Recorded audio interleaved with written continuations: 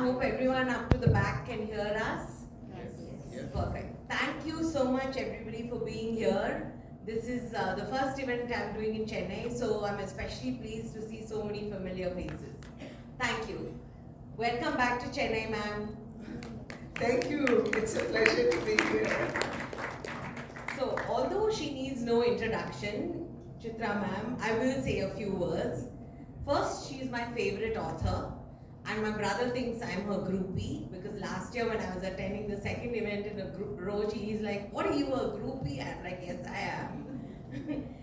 But Chitra ma'am is an award-winning writer, activist, professor, and speaker, and she's the author of 22 fascinating books.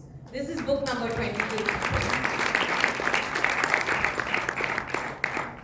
As you all know, we are here to discuss An Uncommon Love, published by Juggernaut. This is a biography of the early days of Sudha and Narayan Murthy, and it's an inspiring story of love and determination. Ma'am, in a world thriving on Bollywood gossip and celebrity couples, and those who consider themselves celebrities, what made you choose them? Well, the interesting thing about this book is I had never thought to write it. In fact, when the publisher approached me, I first said no. I said, I'm a fiction writer. I really don't even know about writing non-fiction. But she persuaded me because, she said, well, just look into their lives, look into their stories a little bit, and I think you can use your fictional style and your fictional knowledge and abilities to write their story because they have a lot of fictional elements in the story. And indeed, that's what I discovered. And I had, of course, known about Sudhaji and Narayanji before. And we had even had a slight connection because I went to school with Sudhaji's brother many, many years back. And as I read, I thought more and more about it. I was beginning to change my mind, and then my husband Murthy, who is here in the audience and is a great support, let's give him a hand. I would love to support. So he said, listen, this is a story that if you write it well, will inspire people and might change lives. And when I thought about it that way, I really wanted to write this story because truly, for reasons perhaps different from what we think, it is an inspiring story, and it is an uncommon story. And this book particularly, because it's based on their early years, has a lot of things that people don't know.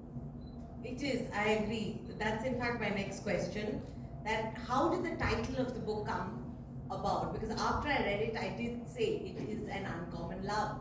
So it's so apt. How did the title come around? Titles are weird. So some of my titles I know right away.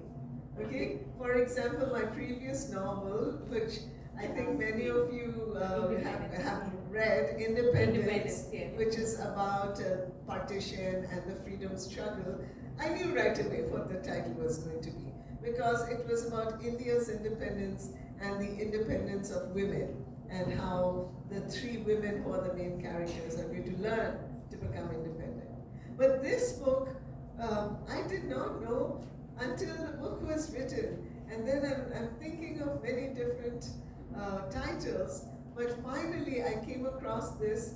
There's a song with these words in it. There's a poem actually. There's a poem also. Right. Yes. So, and I thought, wow, this is really appropriate because there's actually two love stories going on in this book. And one is the love story of Sudha and Murthy, and the other is the love story of the very complicated love story of the Murthy family with Infosys. Right? So it's kind of a love and hate story because Mr. Murthy, of course, is always in love with Infosys, but the family, not so much. That could be a very common thread in, I think, most love stories, but let's not go there, ma'am. The business and the work with the men. So, ma'am, whenever I read a biography, I always head to the photograph section to correlate that, I'm reading about this. Was it their decision to not have any? Yes, it was their decision and the publisher's decision, and it was for them. They were not keen to have photos, but if we had pushed them, I think they would have been okay. But the publisher and I decided we did not want photos because we wanted the words to create the pictures. We did not want. Thank you. And that's the difference also between like a movie and a book, right? That if the pictures are already created for us, then our imagination doesn't have as much space to kind of flourish. Yeah. So I wanted people, like the book begins with how Sudha and Murthy meet. And I wanted us all to like visualize that scene. Yeah. Which is true, ma'am. There's a meme I remember on social media that says, forget the book, I'll watch the movie, and then that person gives him a slap, the reader. It's so true, because the book will never be the movie. That joy is unparalleled, totally. And I think, so much nowadays in our lives, so much information is just presented to us visually for us to consume that we're forgetting how to use our imaginations. And I think books are one of the last places where we do get the opportunity, I would say, right, to imagine for ourselves, so that each reader reads the book a little differently. Each reader has an intimate relationship and a personal relationship with the book that all of us are reading. Very true, very true. So in the book, Murthy says, I'm just going to read a little bit. He says, think carefully, he warned me. A career and a husband are not choices you can change easily, like a sari. Yeah, this is Sudha's dad telling her this. Because this is when she wants to go into engineering. And we have to remember that they are coming from a different time. And so many things that we take for granted now were not available easily. Especially if you moved away from the major cities. And neither Sudha nor Murthy grew up in a major city. They grew up in small places. And in her town of Hubli, no woman had gone to engineering college before her. Right? She was the first one. Right? There wasn't even a women's bathroom. And they didn't want to encourage her. So all the years that she went there was never a women's bathroom in that college. When you come to think of that, something as basic as that, it's really sad. There's another line where he says later on, Sudha's sacrifice formed the foundation on which all our careers and success were built. From this point on, ma'am, Sudha goes on to give up many things. She gives up an opportunity to study abroad, the chance to be an official part of Infosys, and a lot of things she gives up. So women make a lot of sacrifices. How and why do you think it's important to acknowledge these sacrifices? I think the answer is obvious in your question itself, because a lot of these sacrifices are central to the successes that arise. The sacrifices almost like, the water with which we water a little seedling. And sometimes it's the tears that come along with the sacrifice, including Sudha. There are spots in this book where things happened and she was really upset and she wept and she had to learn to deal with it. So, and one of the moments, as many of you already know, is when Mr. Murthy says to her, she says now she's been helping Infosys, she's been working with Infosys, she's been creating their presentations, she's been giving them the seed money for the entire thing, and she says, well, it's time for me to formally join Infosys. And he says, I'm sorry, I can't have you join Infosys. We cannot become a husband and wife company like so many around us. We can't have that kind of nepotism going on in our company. That was one of the toughest moments in her life and in their relationship. But this book talks about how did they get around it. Correct. he talks about how it took her 3 days to get over it and say, it's okay, I get where you're coming from. Well, it didn't happen that simply. She was, for about 3 days, she was like silent treatment. She didn't want to see him. And the silence made him think. And, to his credit, he recognized and he said to her, you are actually smarter than I am. You are equally or more qualified to run this company. But my ideals do not allow it for both of us to be in the company. So at that point he tells her, you can run Infosys, right? I'll give you Infosys to run because I know you will run it really well, and I'll take care of, the home and the kids. And so then she takes another few days to think about it, and she asks herself a very interesting question. She says, I know I can take care of Infosys. I know I have the ability. But you know what's coming. All the women are on board. They're like, can he take care of the kids? And the answer in her mind was no. And then she did make that sacrifice, right? For the sake of the family, for the sake of the children, she said, no, I'll do that. You go ahead and run Infosys. So coming back to Infosys, there's this line in the book that really hit me hard, where he says, Don didn't send the money. He says he's having huge financial problems. He can't send anything until next month. This is one of their first clients. So I felt so dejected, ma'am. It's just that we've heard so much of the success of Infosys, but not its struggles. How did you feel writing about this? Well, that was one of the really, what should I say, I think crucial things about this book. And so, we did this in many ways, right? So at first I sent them all my questions. I did all my basic research. Then I sent all my questions, and they were very good. They were very on board with having this story told. So they would send me back long emails, or even like files of material. Then we did Zoom calls and everything. I got a lot of material, but I knew that I couldn't get the spirit of the book, and the book would not come alive unless we sat face to face and talked, right? So then, Murthy and I, my husband and I, we went to Bangalore and we stayed with them. We stayed with them for quite a while, and that made all the difference because, and some of the time their son would also come. Rohan would also come and be in the conversation because he remembered things that. That was one of my questions. How was your stay with them, ma'am? Oh, I mean, how did it come about? It was wonderful because we all agreed that we needed that face to face, and I was really struck by how they live what their ideals are. They actually absolutely live it. They live so simply, and not like making a big deal of, oh, I am living simply. It's just natural to them. It's natural to them to live a very downplayed lifestyle.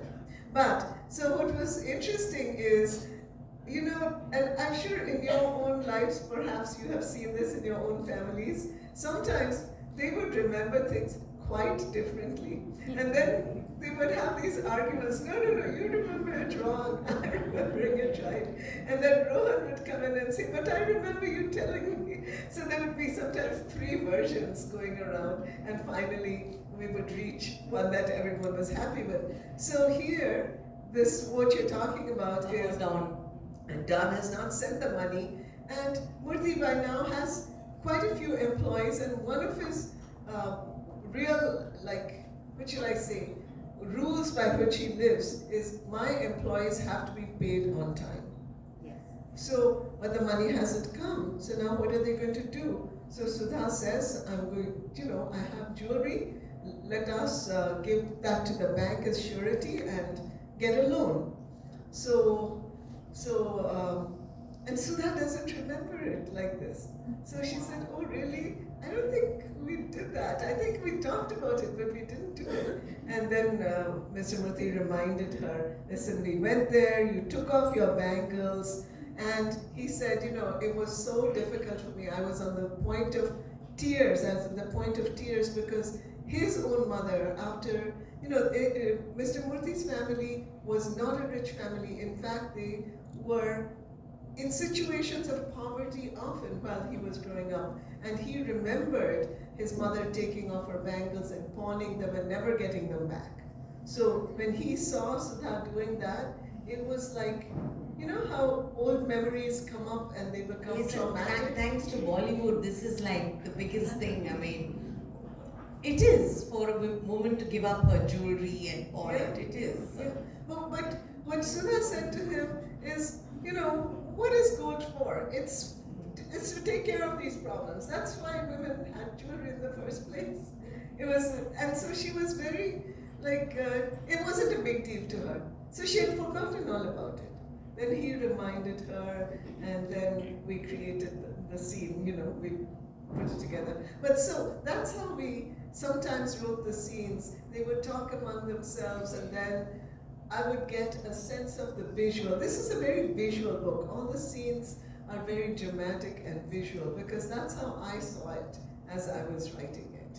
And I hope that's how the audience will really feel the emotions. It is, for sure, and especially since they're such real people, you can visualize them in these very normal situations that any one of us could possibly be in. Yes, but I have to say, now the way you know Sudha and Murthy now, like when you see them, I don't know, giving an interview or something, that's not how they were when they first met and fell in love. That's true. Especially, Sudhaji was a little more close to where she is now. Right. But Mr. Murthy was very different. So, during the dating days, there are some really interesting stories. Some very cute stories, very cute. About how he would break the law to kind of help Sudha out, or how he would travel for like a 9-hour journey just to keep her company when she went to her parents' home. And something that people don't also know, which came out in the book, is that he and his father-in-law had quite a few tussles, because they were both very strong-willed men, and neither wanted to listen to the other. And in fact, it took Sudha a long time to get permission from her father to marry Murthy. That is, in fact, a very integral part of the book. So, ma'am, in the book you describe a scene on the steps of MIT and how it came to life. Can you give us some context to that scene? Because I really felt that scene. Yeah, so like you were mentioning Upasana earlier,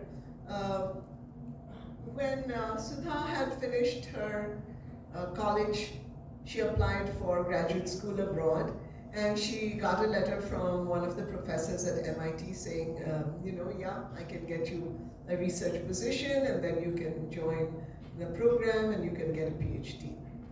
But right before that, something interesting had happened, which you may know about. She had graduated, and she was just like sometimes how we do things. She wanted to look at the job board at college. And she saw on the job board there was a letter, there was a job application information, right? A job announcement from a telco, Tata's company. And at the bottom it described an engineering job, and at the bottom it said, ladies should not apply. And she got very upset. She said, why should ladies not apply? So she wrote a letter to Mr. Tata himself. And remember, she's not very old at that point. She's just graduated, like an undergraduate college. So she had a lot of guts. And she wrote to Mr. Tata and she said, if you have this kind of policy, how will the country get ahead? How will the women of the country ever get ahead and have careers? So to her surprise, in just a few days, she got a letter back from the company saying, you have been called for an interview. Now she was like, okay, what shall I do? I don't really want a job. But the friends in her hostel said she had to go to Pune for the job. So a bunch of them said, we all want Pune saris. So can you please go, just go give the interview and buy us all saris. So they all gave her money and she went and she bought all the saris. But when she was interviewed, she answered all of the questions excellently. She knew all the technical stuff. And then they said, one of the interviewers said, but we don't want to hire women because what if you get married and then you just quit the job? So she said, has this ever happened to you that some of the men you have hired have gotten better jobs and gone off? Have you ever said anything about that? That's perfectly okay. And why is it not okay to hire women? So after that, they gave her the job. Immediately they gave her the job. So she's very happy. She's not going to take the job because she has an offer from MIT. But when she comes home and tells her dad, her dad says something important to her. I'm not going to give it away. You have to read the book for it. And yes, you have to read the book for it. And as a result, though, she has a discussion with her father and she decides to take up that job. Years later, Mr. Murthy will get he'll be working in Boston, so she'll join him for a short while. And she wanted, the first place she wanted to go was MIT. So she goes to MIT, and when she sees the university, she just sits on the steps and she cries, because she feels like a great opportunity went out of her life. So, but Mr. Murthy will say something very sweet and romantic to her at that point. But we won't give it away. And she will say something which I thought was so charming. In return, she will say something. It was one of the very sweet, commendable moments of the book, for sure. Yeah. But what it showed is that each one of them, and this happens in many parts of the book, they're willing to sacrifice for each other. And I think, that's really an uncommon love. That's really that is uncommon. And even when it is done, that is what makes love successful, the willingness to sacrifice for the person you love. And I think both of them did it, but especially Sudhaji did it a lot. Absolutely. So my next question is, ma'am, even Sudha Murthy couldn't escape the great Indian helper trauma. It's something we all go through. And I find that relatable, as I'm sure many more Indian women do. So do shed some light on how Sudha overcame this, and any advice you have for young mothers struggling for help. Yeah, and I think what you said, Upasana, is so correct, that a lot of this book, I think, is very relatable. The kinds of troubles they went through and what they had to do to overcome them. I really think a lot of us will relate to it in many different ways, and that's my hope, that people, both young people and not so young people, who are experiencing these kinds of problems will recognize, oh, they had it too, and oh, look, this is how they dealt with it.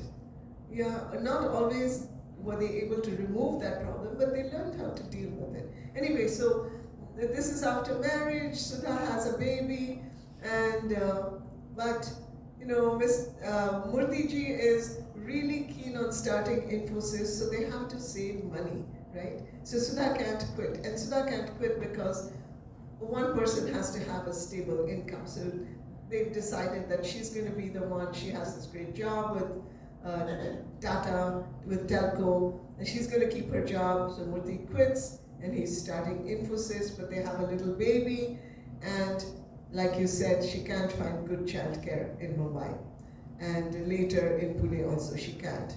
And so she calls her mother and her father, and she tells them, will you keep my child? And they're in Hubli, they're quite far away. And it's like a long train ride or a bus ride, and she takes her little baby, she's still breastfeeding baby Akshata, who has now gone on to her own claim to fame, and she drops her off at her parents. And that part of the book was very emotional for me to write also, because I think so many mothers do have to make that choice what am I going to do with my little child as I continue with my career, or should I give up my career? You know, there's no easy answer. And she told me, and even now she feels quite emotional about it, how after having dropped off baby Akshata with her parents, she's coming back in the airplane and she just cries. And she's been breastfeeding, so her breasts are hurting, they're full of milk, and she's crying on the airplane. And but that was the decision she had to make, that was the sacrifice she had to make. But what she said to me is, Infosys wouldn't have become successful, our marriage wouldn't have lasted if I couldn't have depended on my family. And so I think the lesson there is, we have a beautiful culture in our country where it is possible to call upon extended family most of the time. Sometimes that's not an opportunity, but she certainly did, and it certainly helped her. Later, much later, when Murthy is getting more and more involved with Infosys, her family comes to Bangalore and they live with her. Sudha lives upstairs, Sudha and Murthy live upstairs, and they live downstairs in this tiny little two-story house, which we went and saw. And we also went and saw how, the bathroom, which Mr. Murthy always cleaned, that bathroom was never cleaned by anybody else.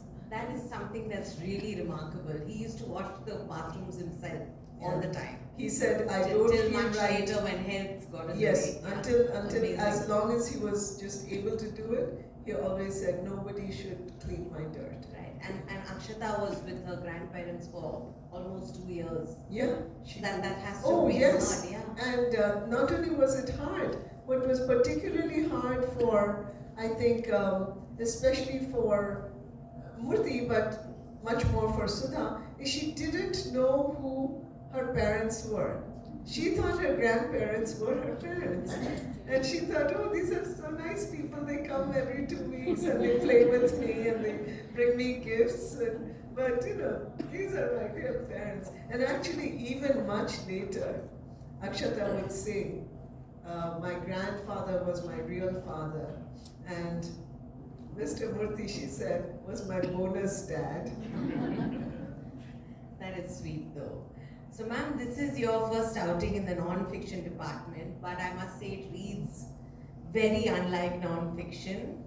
And you mentioned in an article a few similarities between writing for non-fiction and fiction. You said their story had all the elements of good fiction.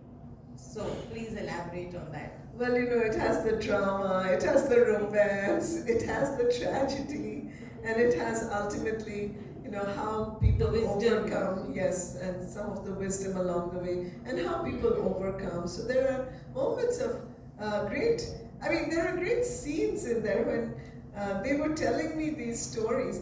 The book is made up of all the stories that they've told me, right? So that's the heart of the book. I could just see those things and I could just feel that. And one of the things that maybe you've read in some of the reviews is that people, and people have written this in like the Amazon reviews, which I was really touched by, that people know the successes, but they don't know the sacrifices behind the successes. They don't know the hardships. So Don Lyles, who was their first client in the US for Infosys, was a very difficult man. And he didn't want to spend any extra money on these people. He had to, Murthy was very insistent that he has to pay them what he has promised them, what's in the contract. But Don would not give anything extra. So sometimes he would call Murthy to the US because there was a problem that he needed Murthy to fix, and he wouldn't give him hotel money to stay. And Murthy at that point didn't have any money. So once Don made him sleep in like his garage where he had all these boxes, and Mr. Murthy slept on these boxes. That's what it took to kind of build Infosys. Yeah. And I'll tell you something that's not in the book, but that tells me something very important about Mr. Murthy's nature. When we were there in Bangalore, it just happened to be Infosys's 40th anniversary. So they were going to have a big thing, so they said, why don't you come? You'll hear some of the early stories of the company. And they were so nice to us. They put us right in the first row among all these VIPs. And we looked across the aisle, and there was Don Lyles. They had invited him from the US. He had completely forgiven. I'm sure they gave him a hotel room. Yes. I'm sure they gave him a very nice one.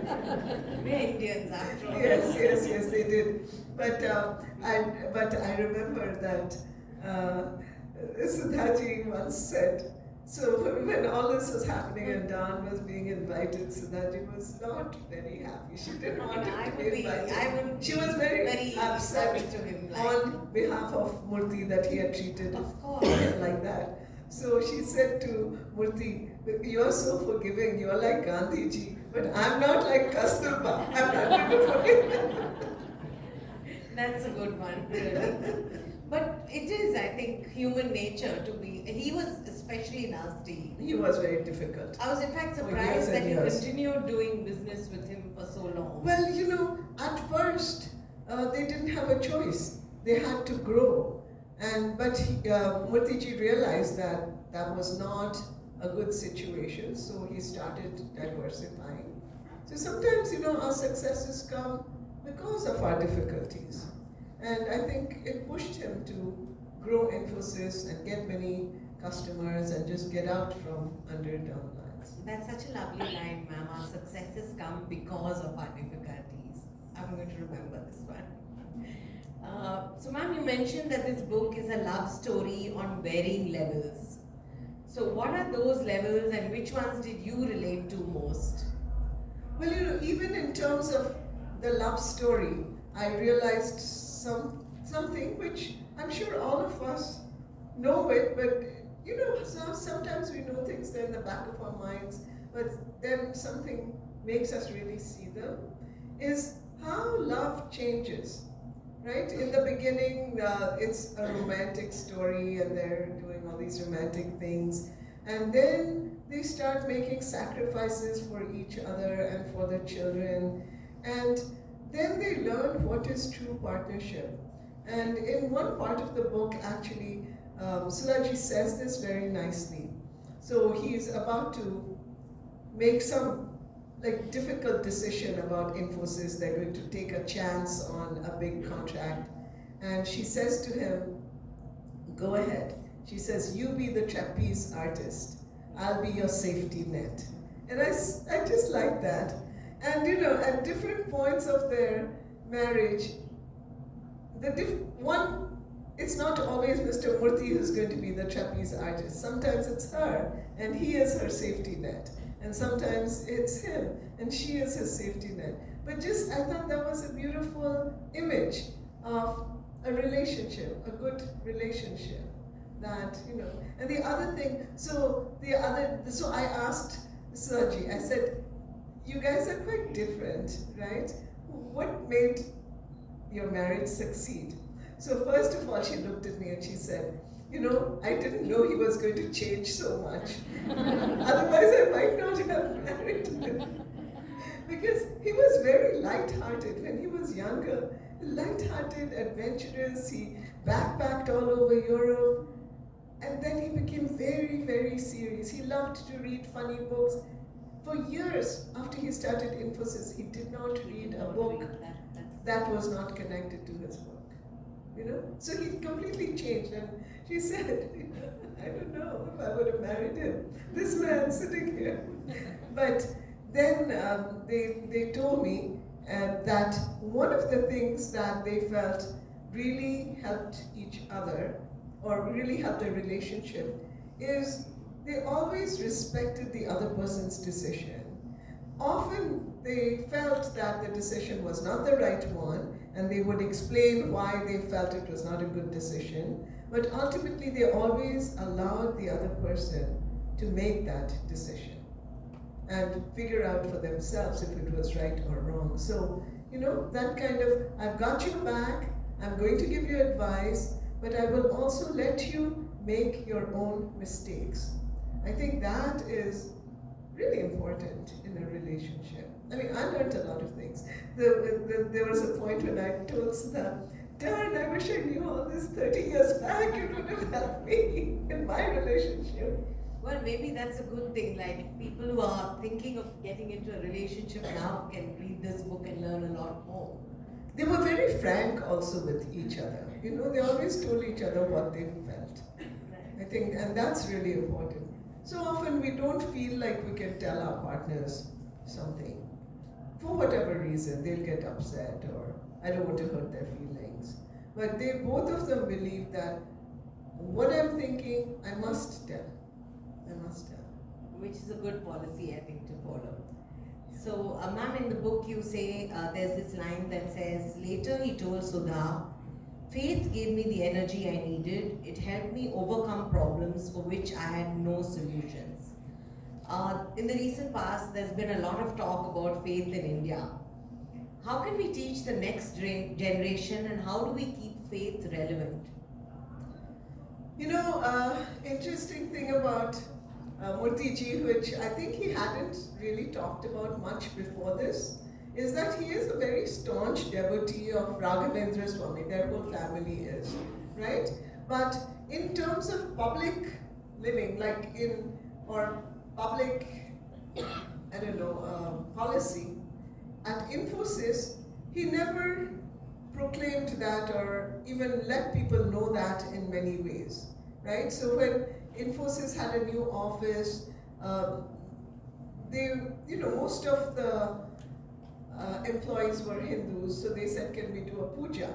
And he said, yes, we will do a puja, but you must also invite someone from the Islamic faith, a mullah, and you must also invite a priest from the Christian faith, because we also have those people. And everyone should feel, if we're going to do prayers, everyone should feel included in that. So that's kind of his policy.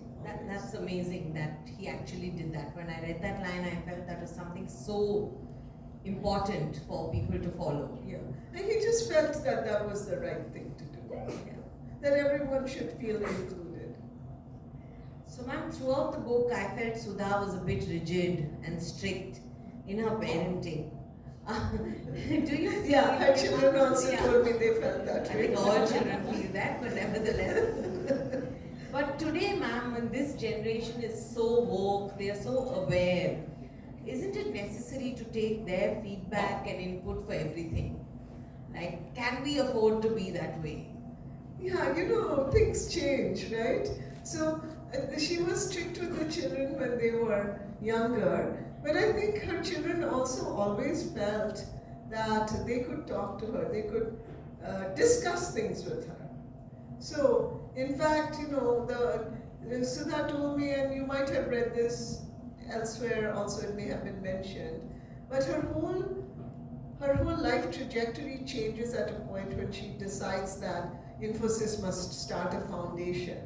And then it was Akshata who actually... It was her daughter who actually said, Mom, now we are financially comfortable, you guys are making money, what is your responsibility? And that reminded her, that yes, of indeed. what J.R.D. Tata told her. He told her that when you... I'm not quoting exactly, but I'm just telling you what roughly was written in the book, that he said, when you start earning, make sure you give back to society. That was a lovely line. Yeah, but as people do, she had forgotten it over the years. But then when Akshata told her, what's your responsibility, Mom? Then she started thinking. So I think the children had a very deep influence, and to her credit, she listened to them, just like she expected them to listen to her. And she told me that she would always, if she asked the children to do something, she would always also do it herself, right? So she said to them, no TV. And then they were upset. And then she said, listen, I also will not watch any TV. We'll just remove the TV. We'll, get rid of the TV. So I get this question a lot, ma'am. A lot of people ask me, how do I make my child like books and read? So my first question is, well, do you read? That's true. Simple, like, that's my answer to most people. Yes, and that's so true. You have to model the behavior that you can't want say, them okay, to. you read that book and I'm watching Netflix. I'm going to, exactly. So I'm coming back to, again, I think my first love. Books play a very important part in this story. The movies Yes, books brought them together. He gave them up and then Sudha wrote them. So would you call them a catalyst in this story or just part of the landscape? Oh, very much in the beginning a catalyst, right? Because how do they meet? I'll just tell you a little bit, although it's described much more in the book. So Sudha takes the bus to Telco every morning, and this guy sits next to her, and they're both Kannada speaking, so they've become kind of conversational friends. And he's always reading something, and she's always looking over because she loves to read also. And these are books that she doesn't know anything, but they're in English, but they're by writers she's never heard about from other countries.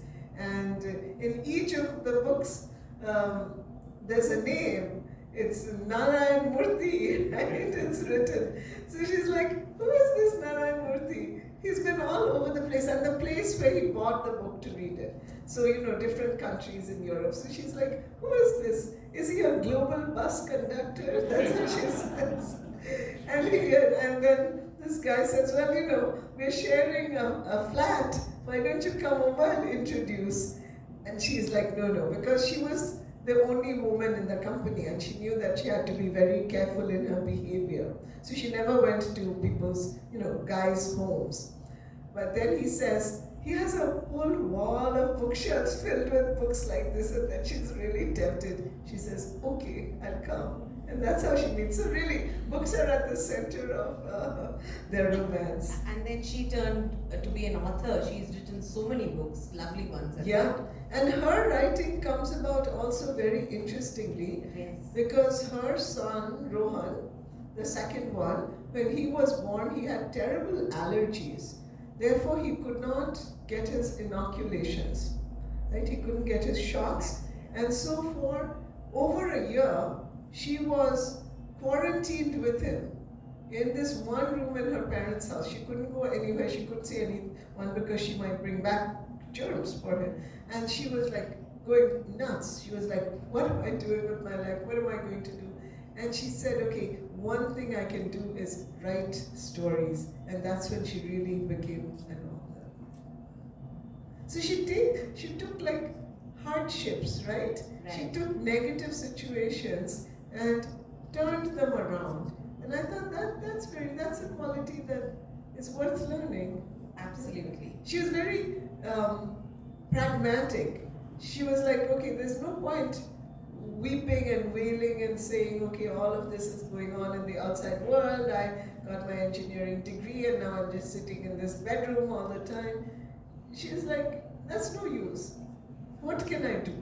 She's very pragmatic that way. So she told me this wonderful saying, which I had never heard it before. Maybe you folks are familiar with it. She said, what kind of person am I? I believe how much masala I have, that much sambar I will make.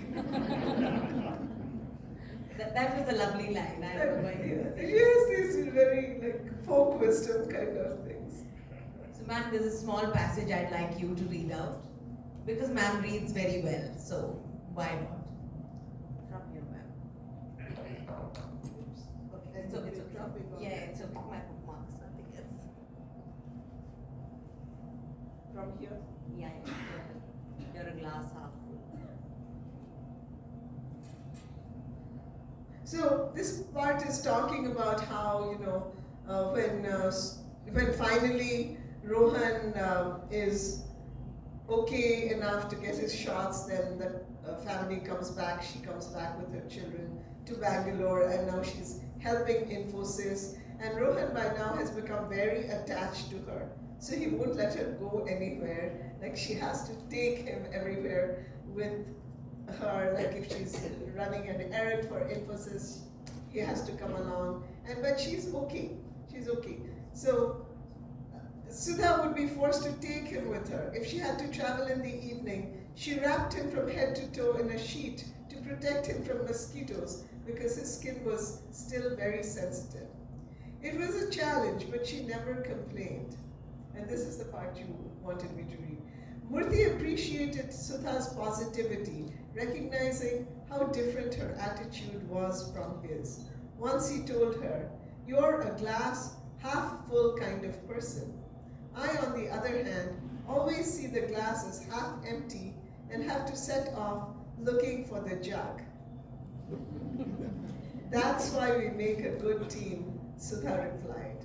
So, they were very cool with being different from each other. They didn't expect that the other person should be like them in their philosophy or their attitude. And that's why I think they make a nice pair. It's kind of a yin-yang kind of thing.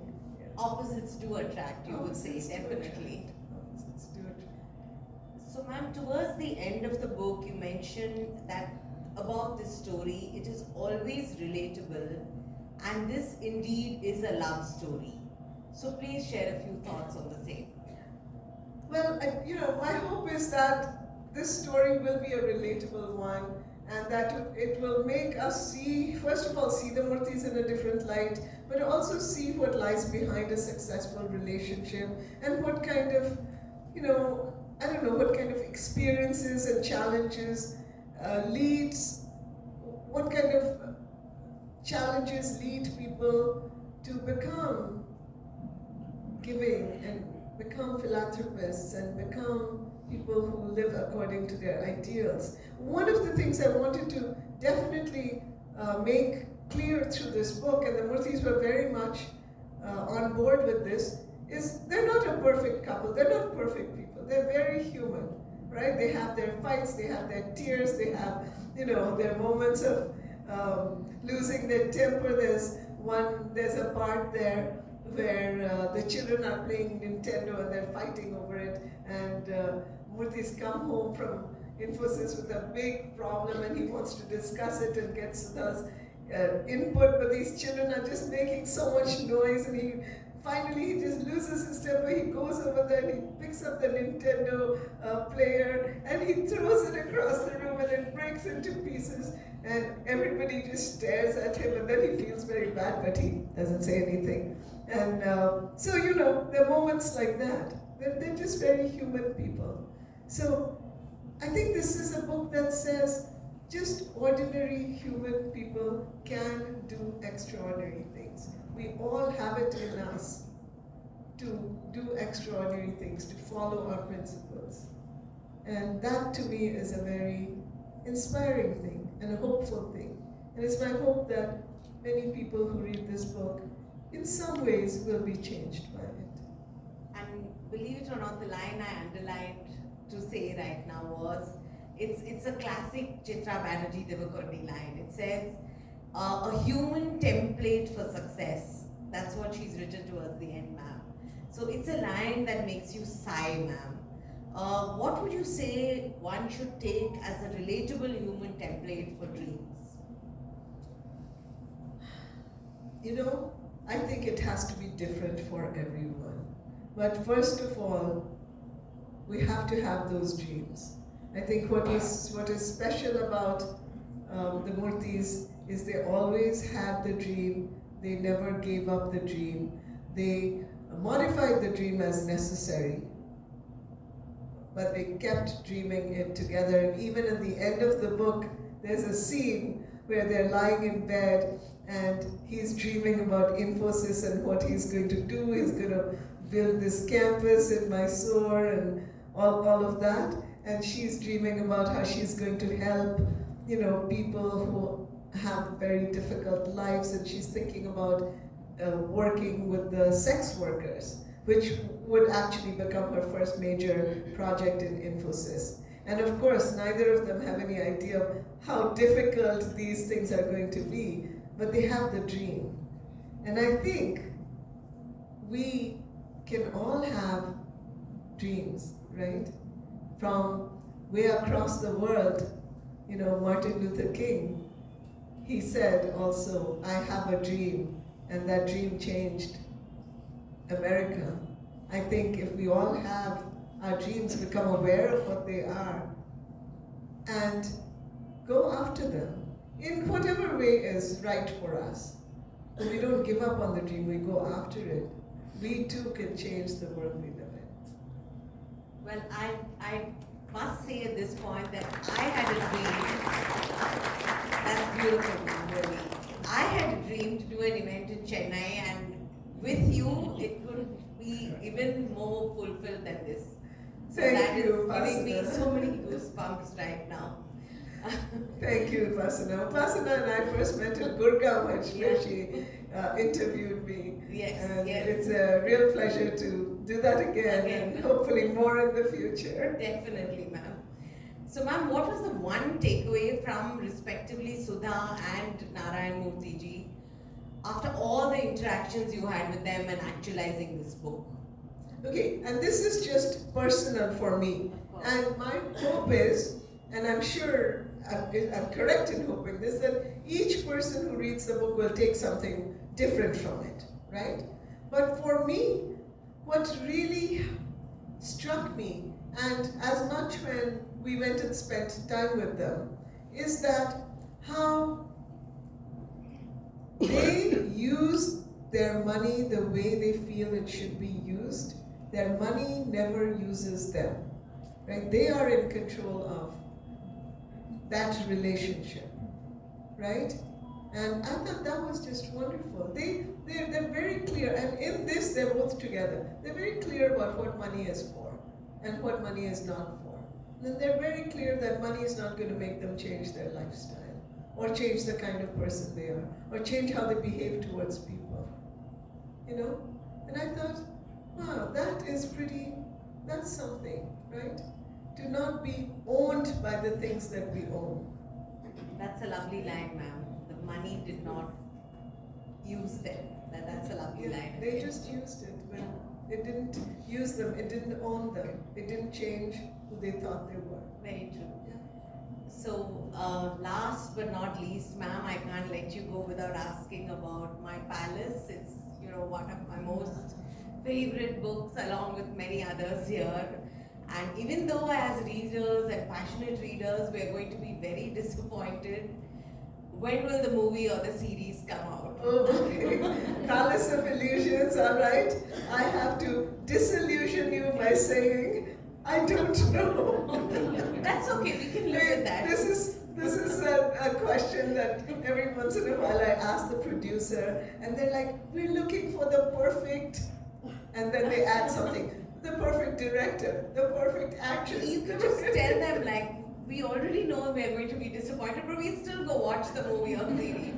But we will watch it. Let me tell you this, I promise you this. As soon as I have something definitive that I'm allowed to share, I will put it all over my social media. That's wonderful. And I hope you will all join me, because, I try to keep people informed about all of the writing and writing related activities. Definitely. And also my cooking every once in a while. Of course, we love those posts. Things. Like recently, I'm sure you folks will especially enjoy this. Recently, there was a breakthrough in my life. I went to YouTube and I found the perfect easy idli recipe. And now I can make my own idlis from my own batter. And I think Murthy's been pretty happy with it. So That's lovely. That's lovely. We do survive. So I have pictures of me holding a platter of idlis on my social media, and everyone was like, yeah. Very nice, very nice. Thank you so much, ma'am, really, and thank you all of you so much. I thoroughly enjoyed the book.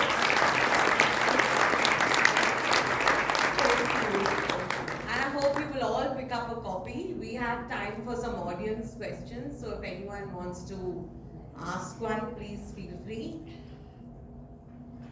Anyone? Okay, yeah. Yes.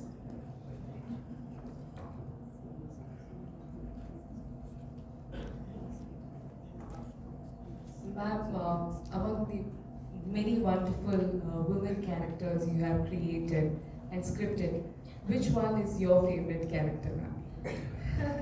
This is a difficult one. You know, the question is which one is my favorite character? It's like asking which one is your favorite child. And if I love them all for different reasons, but I have to say, just because of who they are, I think Draupadi in Palace of Illusions and Sita in the Forest of Enchantments, because they're like two distinct images of womanhood and of how to, well, just how to be ourselves, to be authentic and be true to ourselves. Absolutely. So I think they're just my favorites. Our favorites too. Thank you so much, ma'am. Thank you.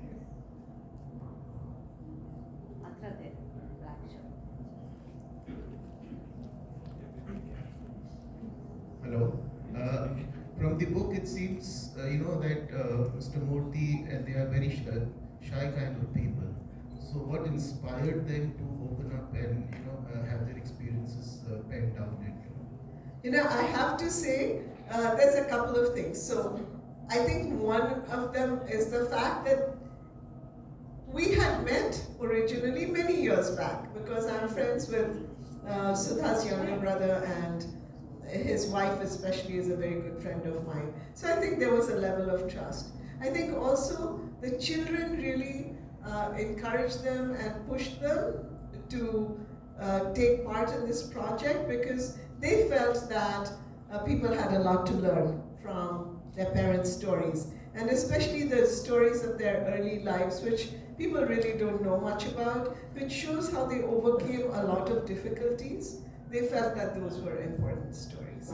So ultimately, I would love to say that it's because they thought I was such a great writer, but that was one small part of it. They behaved just the way many parents behave. They were bullied by their children and they gave in to their children. That's so wonderful. Thank you so much. I'd now like my daughter to give the vote of thanks. Sorry, we can have a couple more questions. Two more. Yeah. Hi Chitra, this is really not a question, but an observation of myself. You know, I do get interested in many of the current issues and discussions, and what came out of your 26th interview and today's interview is on the subject of gender equality. You know, in the case of Narayan Murthy's, it looks like they are equal in terms of abilities. Both of them have an interest in technology, and they are equally capable on that subject. So when often gender equality issues are debated and there is activism, there is, I think, one thing that comes out of this story is a good understanding of gender equality is not just the equality, also the ability to understand where there is some inequalities as well. So in this story, when Sudha realized that while both of them are equally capable of running Infosys, only one of them is really capable of being the mother.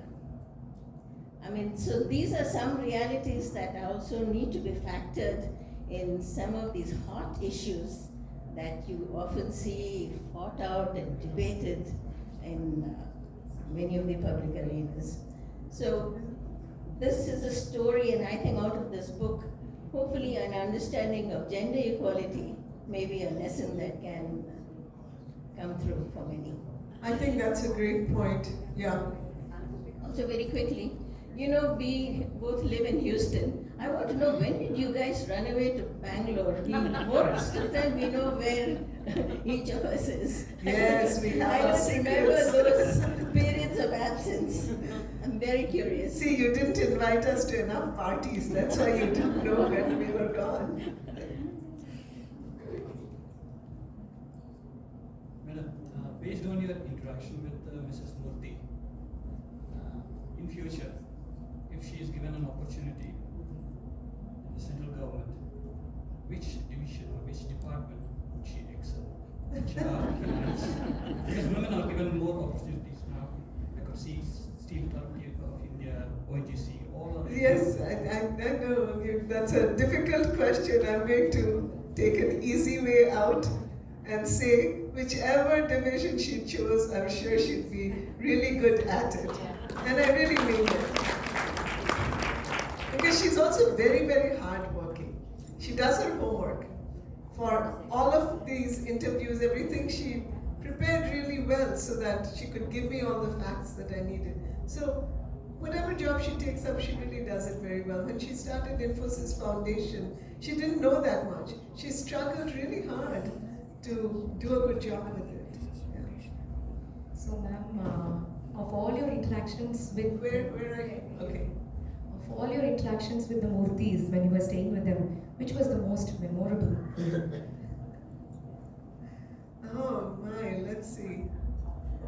There were so many things. Okay, so I found out this funny thing. All right, you probably some of you know that they have a golden retriever.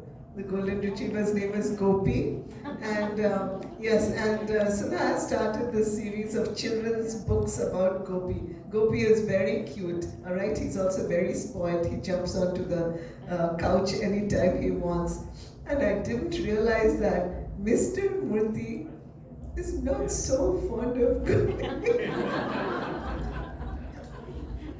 So everyone else in the family, ourselves included, we're all in love with Gopi because he's very cute.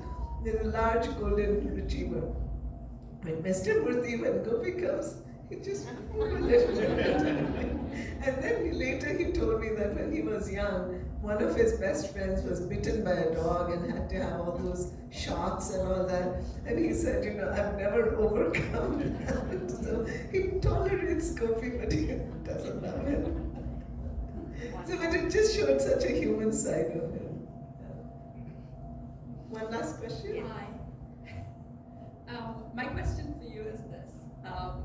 You clearly deviated from your genre a little bit in doing this book, but I'm hearing all the passion and excitement of actually writing a story of people that you met, that are still living, that are creating history today. Is this exciting you to do more of this stuff, or are you going to go back to... Well, that's a great question, and I never know what future books will come to me and inspire me. But my next book, and probably the next one after, are 2 fiction books that I have planned. But I'm hearing that some important personalities are approaching my publisher. So we'll have to see. So we may see Uncommon Love Part 2. Or maybe, I don't know what it might be, Uncommon Hate next time. That'll also work. That'll also work, right? Yeah, I'm always open to, But the only thing I would insist, which with the Murthis was no problem because we had a very clear understanding about this, that it can't only be about good things. If there were faults, if there were problems, they have to be in the book. Because otherwise it's not a life, right? It's not real and it's not honest.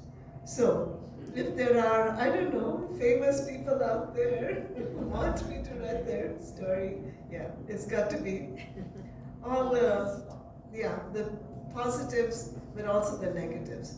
The victories, but also the failures. Because that's what makes us human. Absolutely agree, absolutely. So, we just have a short vote of thanks, and ma'am will sign your book, so I'll just get mine signed, and we want to take one picture by this lovely backdrop. So give us that much time. Ritu. Yeah, I'm going to keep it short. Yeah. I'm going to keep it short. So I would like to start off by thanking Chiki Sarkar and Vyoma of Juggernaut. I'd like to thank all our friends who have come to show support, and to all our wonderful guests. The books are available outside for purchase, and Chitra ma'am will be signing them for you. Please do follow the Book Reporter and the Madras Reading Company on Instagram to be updated for more author events. Thank you.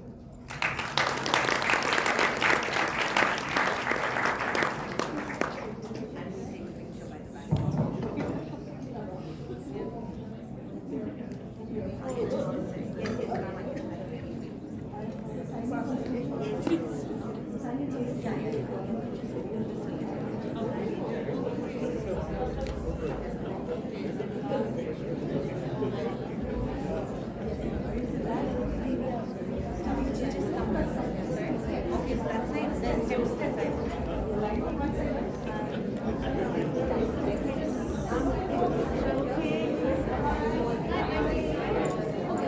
If everyone could start lining up to my left, please. We'll just take a picture with I'm feeling weird seeing them. And Chitra ma'am, and we'll start the signing then. Lining up this side? Yeah, lining up to my left. Thank you. Then you have to move it back for us. Yeah, perfect. Yeah, you're getting the backdrop, right? Bye. That's it. What happened?